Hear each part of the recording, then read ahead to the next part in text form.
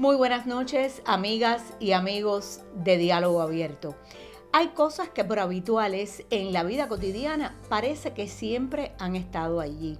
Es por eso que muy raramente nos preguntamos acerca de la historia, de su origen, de su surgimiento.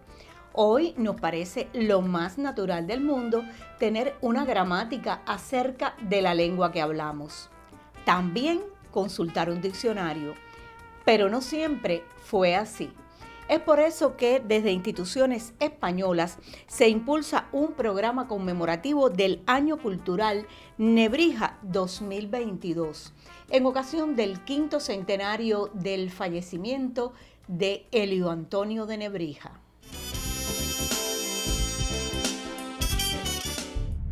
«1444.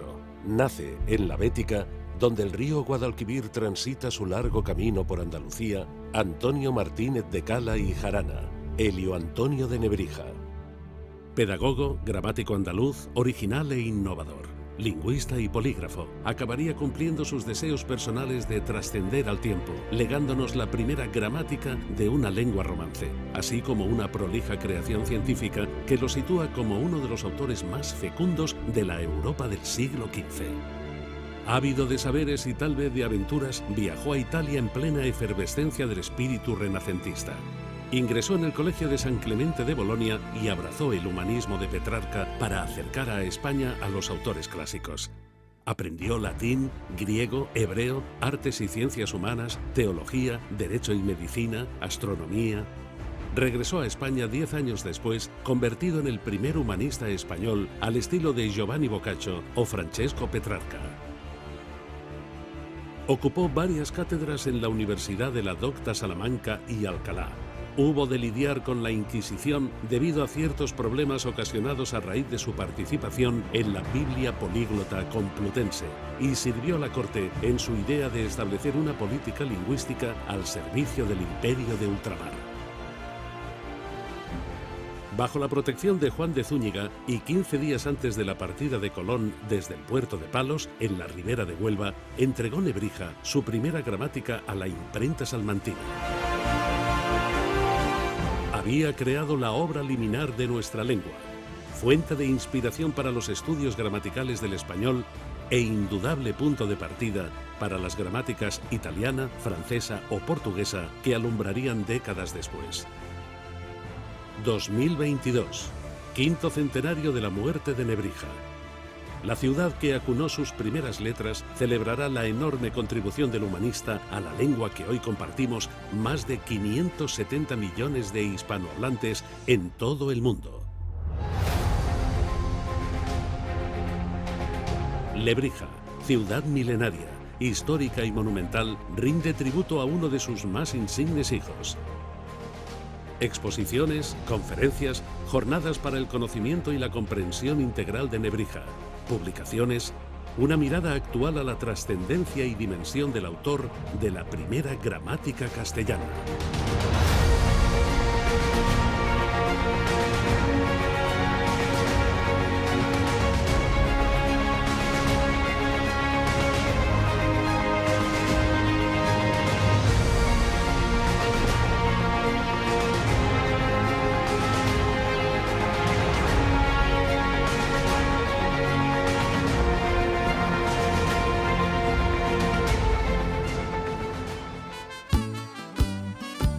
Elio Antonio de Nebrija es considerado el primer humanista español. Residió en 18 localidades de España y en Bolonia, Italia. Realizó estudios de las más diversas materias y fue catedrático de las universidades de Salamanca y Alcalá de Henares. Uno de sus grandes méritos es la primera gramática de la lengua castellana, publicada en 1492, que es además la primera editada en Europa acerca de una de las lenguas romances, consideradas vulgares en aquella época en que el latín era la lengua culta. A Elio Antonio de Nebrija debemos el concepto de que el español se escribe como se habla y no con la ortografía del latín.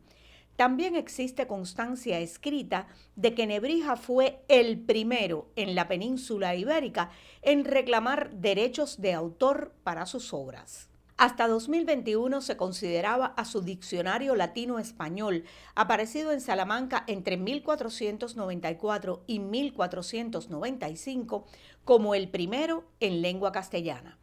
Pero 2 folios de 1492, hallados recientemente en la Universidad de Princeton, Estados Unidos, parecen adjudicar la primacía a Alfonso de Palencia. La vida y obra de Nebrija motiva a investigadores de los más diversos perfiles.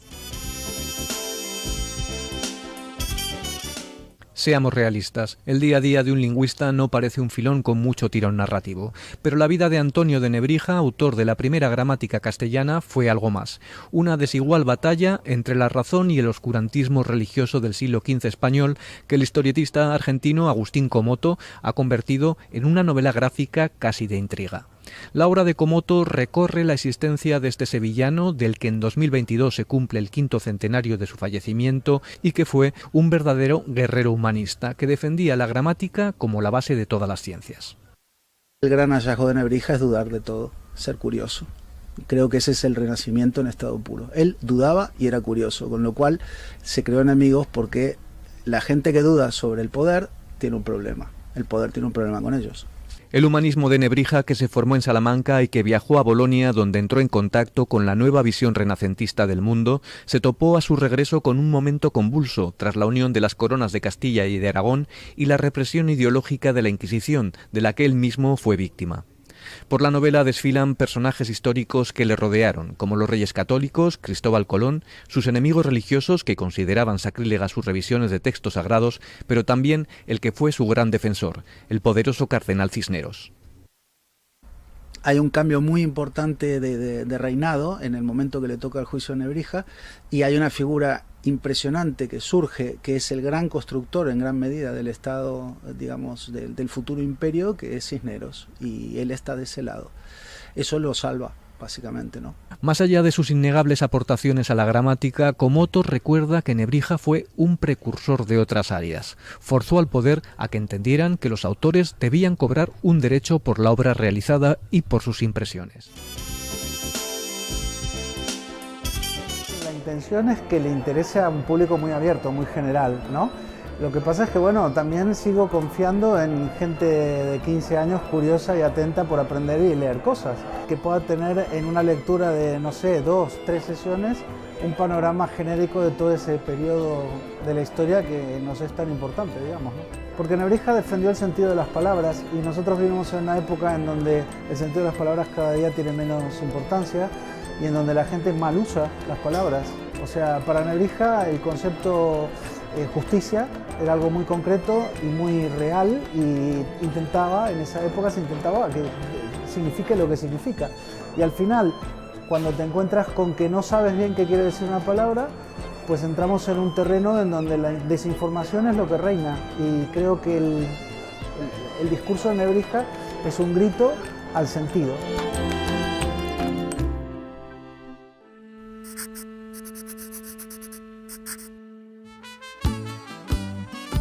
Publicada en 1492, la Gramática Castellana de Nebrija fue fundamental para la difusión del español en los territorios conquistados a sangre y fuego por España. Realmente me gustan los trabajos a largo plazo, entonces cuando empiezas con algún tema, empiezas a documentarte, a hacer fichas, a conseguir bibliografía, a apuntar cosas, y realmente Nebrija es uno de estos personajes que ni siquiera hoy, con este libro publicado, está agotado. Cuando yo me di cuenta de que la investigación, digamos, de campo más seria era de principios de los años 40, el principio de la posguerra, pues me di cuenta de que quizá había que actualizar al personaje, y pasados unos años pues empecé a recopilar todo lo que tenía sobre él con la idea de hacer una biografía, que luego en Huelva me acogieron dentro de un proyecto biográfico, con lo cual pude dar cauce a esa investigación en forma de libro. El Año Cultural Nebrija ocupa un importante espacio en la agenda del Instituto Cervantes, en cuya caja de las letras fue depositado un legado in memoriam de Elio Antonio de Nebrija. Nebrija fue un humanista y alguien que estudió el castellano porque era una buena manera de estudiar latín y porque frente a los bárbaros quería recuperar la tradición del mundo clásico, y cada manuscrito que los humanistas estudiaban era el reconocimiento de una huella de un ser humano, de una sabiduría que se heredaba para traer al presente la experiencia del conocimiento. Y en ese sentido, el trabajo de los humanistas, el trabajo de los que dieron culto a la cultura clásica desde nuestro Renacimiento, era, en primer lugar, una manera de unir la experiencia humana, la huella concreta de los individuos en el presente de un saber y de un conocimiento. Pero es que además los humanistas, como digo, y Nebrija fue un claro ejemplo, se enfrentaron a la barbarie. Y a la hora de pensar en nuestro presente, qué bien poder leer la apología de Nebrija, cuando él quiso comportarse como un filósofo, como un filólogo, como un sabio, entre otras cosas, para comprender la realidad y la verosimilitud textual del Antiguo Testamento y del Nuevo Testamento, pues se encontró con que los teólogos se metieron por medio porque decían que más que del conocimiento humano, esos textos heredados habían sido dictados por el Espíritu Santo y no podían analizarse ni en el conocimiento del griego, ni en el conocimiento del arameo o del hebreo. Y Nebrija se preguntó algo que nos preguntamos muchos en la actualidad: ¿qué diablos de servidumbre es esta? ¿Por qué el conocimiento se tiene que someter a una servidumbre ciega? Bueno, ahora llega un castellano de Castilla a reivindicar pues la alegría y de estar aquí, la figura de Antonio de Nebrija. En Alcalá de Henares hemos recogido, junto a la Universidad de Alcalá de Henares,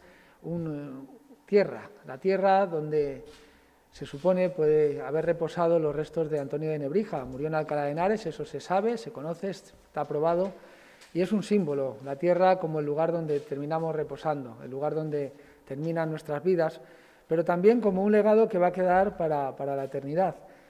Desde luego yo he reflexionado, lógicamente, en este tiempo sobre Antonio de Nebrija y considero, y siguiendo la estela de lo que ha dicho el director, que una persona que nació en Andalucía, que se movió por diferentes lugares de la geografía entonces de Castilla, de la geografía española, seguro que vio esos acentos diferentes, esas personas que probablemente no tenían ninguna formación cultural, porque el analfabetismo era la norma, no como ahora que afortunadamente el saber leer, escribir, expresarse es lo habitual.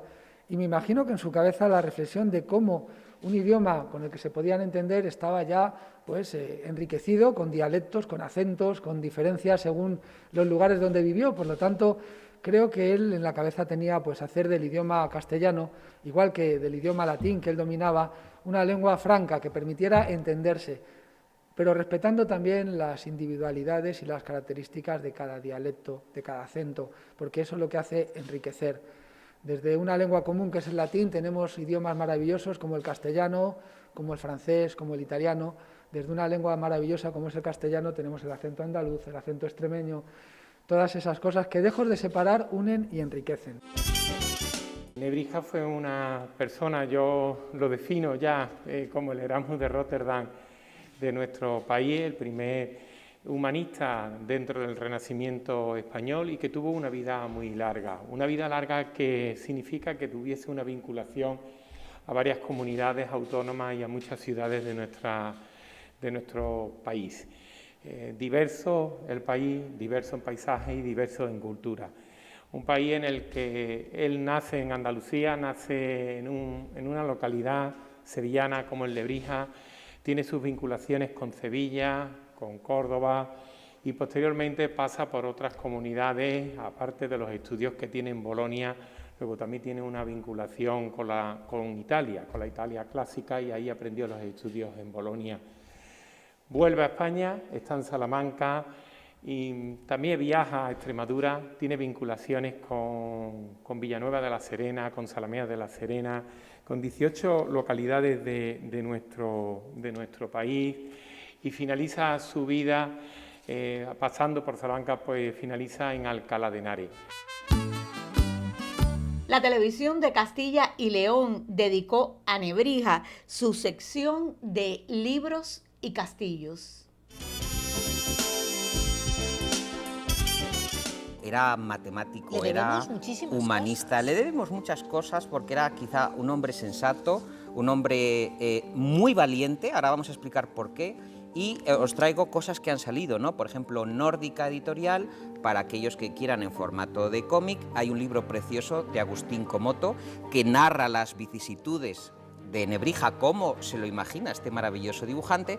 Y luego otro gran amigo de la filología, José Antonio Millán, tiene este volumen en Galaxia Gutenberg, que es El rastro de la verdad, que es un subtítulo que habla un poco de cómo Nebrija lo que quería establecer era una doxa, una verdad, una investigación, ¿no? En un tiempo en que, tú lo sabes, pues bueno, pues no era había demasiado fácil. Muchos problemas.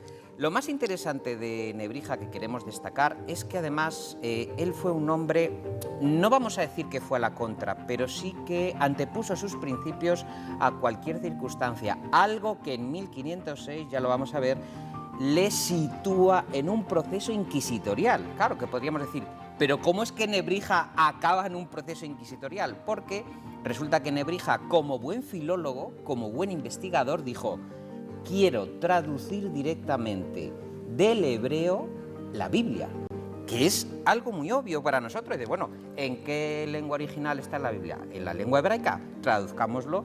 Y él le dijo al inquisidor, que en este caso, por ejemplo, este inquisidor que le tenía mucha tirria, ¿no? Porque es el que incoa el proceso contra él, y Diego de Deza no quería a filólogos rabínicos, hebraicos, interpretando la Biblia, claro. Sino teólogos. Judío era sinónimo en la época de marrano, judaizante, sospechoso, judío converso. Bueno, para que nos hagamos idea, os voy a traer el contexto de religiones en esta maravillosa película de Irving Pichel, de Martín Lutero, de 1953. Imaginaos a Nebrija recogiendo papeles en uno de estos rastros y mercadillos donde había cantidad de libros y documentos.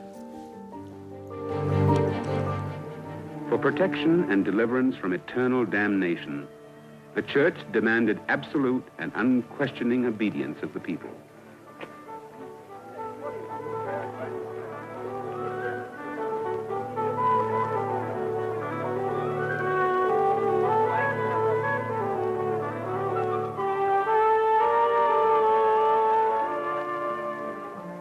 On a midsummer's day in 1505, about a decade after Columbus discovered the New World. Bueno, para hacernos una idea, ¿no? Sí, fíjate, hay un volumen que acaba de salir también de Eva Díaz Pérez, que es otra periodista e investigadora, y que ha titulado en la Fundación José Manuel Lara El sueño del gramático. Y ahora viene la gran exclusiva, ¿no?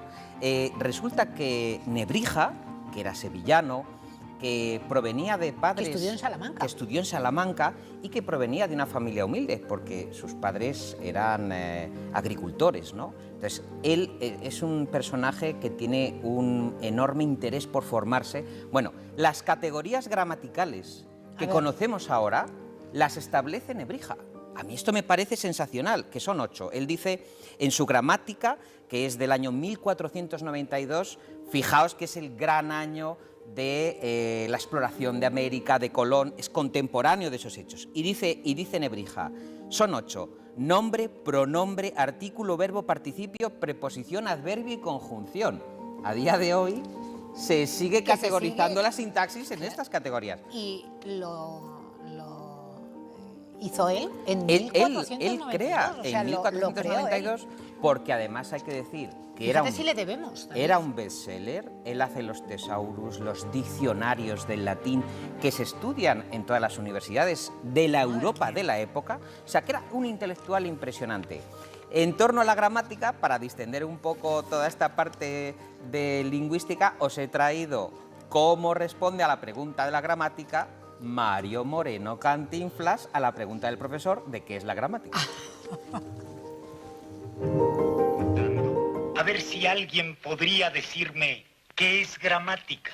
Pues si usted que es tan grandote no lo sabe, ¿cómo lo vamos a saber nosotros los niños? Pero si yo sí lo sé. Entonces, ¿para qué pregunta? Pues Más respeto para con sus superiores. No, si hasta eso, yo estoy acostumbrado a respetar a todas las personas de edad, sobre todo a las de mucha edad. Respóndale usted al señor profesor sobre lo que le ha preguntado.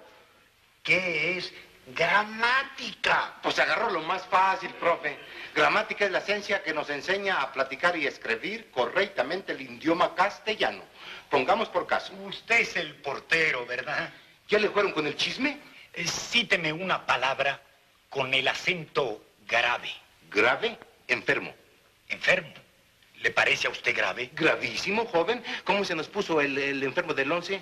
¿Se acuerda usted? Comenzó a hincharse, esas ronchas que le salían y esa tos que era como tosmático. No se me salga del tema. Pues usted no se me meta, joven. No sé si gramática, pero retórica tenía un razón. Es una broma que hemos traído, pero para que veamos la importancia, ¿no?, de que los exámenes de gramática, los estudios de gramática desde esa época. Te decía, primer diccionario latino, las introducciones latinas de 1481, su gran valedora Isabel de Castilla. ¿Qué problema tiene nuestro querido Nebrija? Que cuando muere la reina Isabel, que es su gran protectora, a la que dedica su gramática de la lengua, los inquisidores empiezan a seguir el rastro por esa necesidad que él tiene de ir a una comunidad rabínica que pueda hacer una exégesis. Y Diego de Deza es el que dice, no tienen que ser los filólogos los que traduzcan la Biblia, tú fíjate qué disparate, sino teólogos. A lo que Nebrija les decía, pero vamos a ver, ¿cómo que teólogos haciendo una traducción? Bueno, en esa disputa, gracias a que nuestro cardenal Cisneros, al que tenemos dedicada aquí una calle,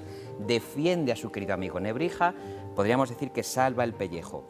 Os he traído este fragmento del Lazarillo de Tormes para que veas, Cris, el sustrato de miedo y de denuncia inquisitorial que había en el Renacimiento en España.